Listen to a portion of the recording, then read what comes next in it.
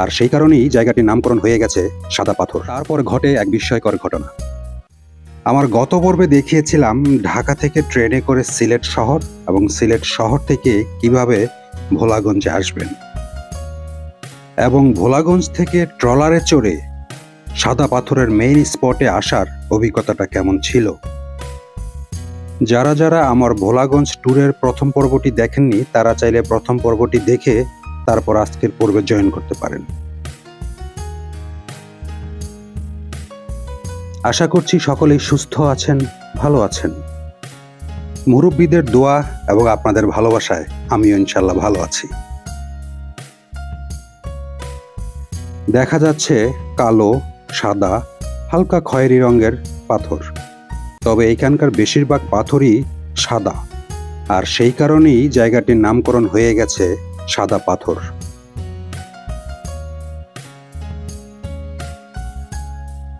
সাদা পাথরের মধ্যেখানে নীলচে রঙের ঠান্ডা পানি, একটু দূরেই রয়েছে সবুজ পাহাড়।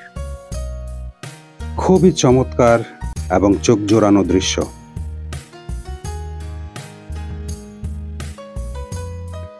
এই দৃশ্য দেখার জন্য প্রতি বছর হাজার হাজার, আর বর্তমানে বলা চলে লক্ষ লক্ষ পর্যটক ছুটে আসে এই সাদা পাথরে। এই পর্যটন স্পটটি হঠাৎ করেই যে আবিষ্কৃত হয়ে গেছে তা কিন্তু নয়। ভারতবর্ষ তারপর বাংলাদেশ সৃষ্টির পর থেকেই এই জায়গাটি রয়েছে। এই সাদা পাথরের পাশ দিয়েই বয়ে চলেছে একটি নদী, যেটি বর্তমানে খুবই সরু আকারে রয়েছে। কিন্তু একটা সময়ে নদীটা অনেক বড় ছিল, প্রচুর পানি ছিল। সময়ের বিবর্তে নদী তার নব্যতা হারিয়েছে এবং দেখা দিয়েছে ছোট ছোট অনেকগুলো চর।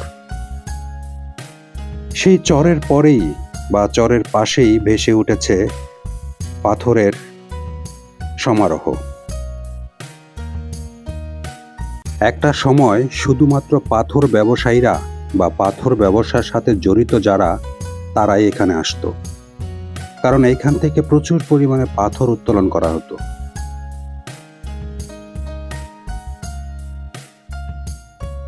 বাংলাদেশ এবং ভারতের একটি স্থলবন্দর ছিল এখানে, যে বন্দর দিয়ে ভারত থেকে বেসিক্যালি বাংলাদেশে পাথর আসতো।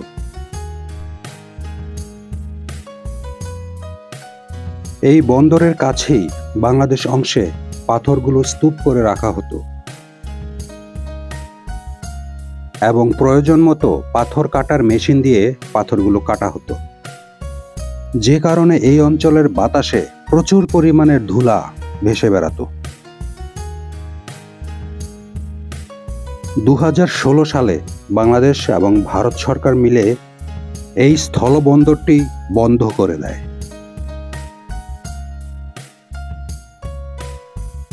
তারপর ঘটে এক বিস্ময়কর ঘটনা। প্রকৃতি তার নিজ রূপে ফেরত আসতে শুরু করে।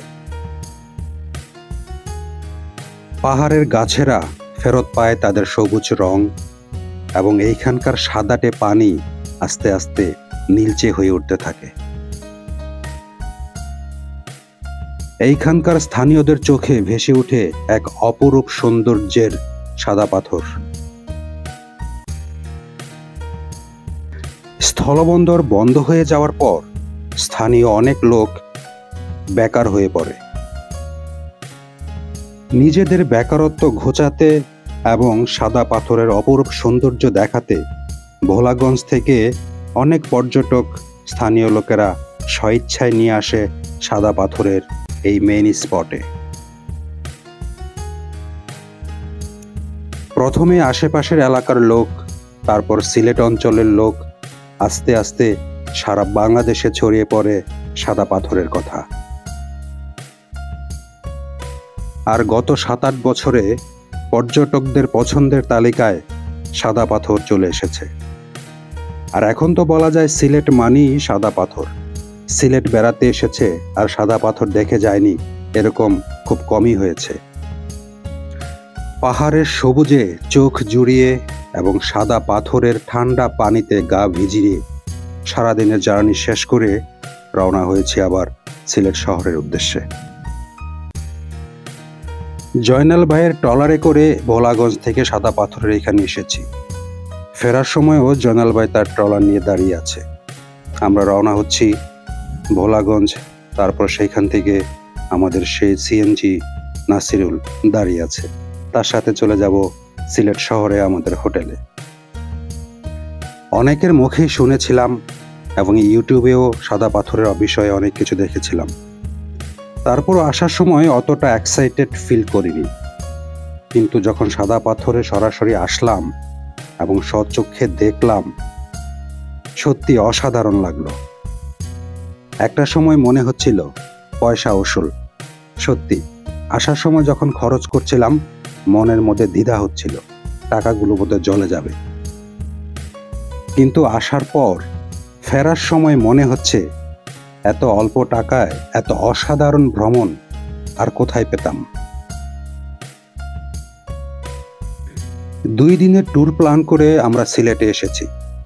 তবে যারা বাজেট ট্যুর করতে চান, চাইলে রাতের বেলা ঢাকা থেকে বাসে করে সিলেট শহরে এসে পরদিন সারাদিন ভোলাগঞ্জ সাদা পাথর ঘুরে রাতের বেলা আবার ঢাকায় ব্যাক করতে পারেন।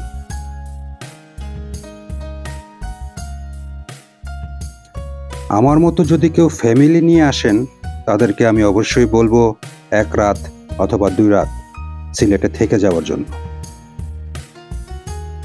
সিলেট হচ্ছে পূর্ণভূমি, অবশ্যই এখানের দরগা শরীফ জিয়ারত করে যাবেন। অল্প কিছুক্ষণের মধ্যেই আমরা ট্রলার থেকে নেমে যাব। আমাদের রিজার্ভ করা সিএনজি নাসিরুল দাঁড়িয়ে আছে, উঠে গেলাম সিএনজিতে। সকালবেলা সাদা পাথরে যাওয়ার সময় চা বাগান দেখে ছবি তুলতে চেয়েছিলাম। সিএনজি চালক বলেছিল সময় পেলে ফেরার পথে তুলবেন। হ্যাঁ, ফেরার পথে সময় পেয়েছি, কিছুটা ফটো সেশন এখানে করে নিলাম। সাদা পাথরে সারাদিন ঘোরাঘুরি করে প্রচণ্ড ক্লান্তি লাগছে। এই সিলেট শহরে একটি বিখ্যাত রেস্টুরেন্ট রয়েছে, এটির নাম হচ্ছে পালকি। এখানে 40 প্রকারের ভর্তা পাওয়া যায়। এই পালকি রেস্টুরেন্টে খেয়ে নেই, তারপর যাব হোটেলের দিকে। সকলেই দোয়া করবেন আমাদের জন্য। ভালো থাকবেন সকলে, দেখা হবে পরবর্তী পর্বে। আসসালামু আলাইকুম।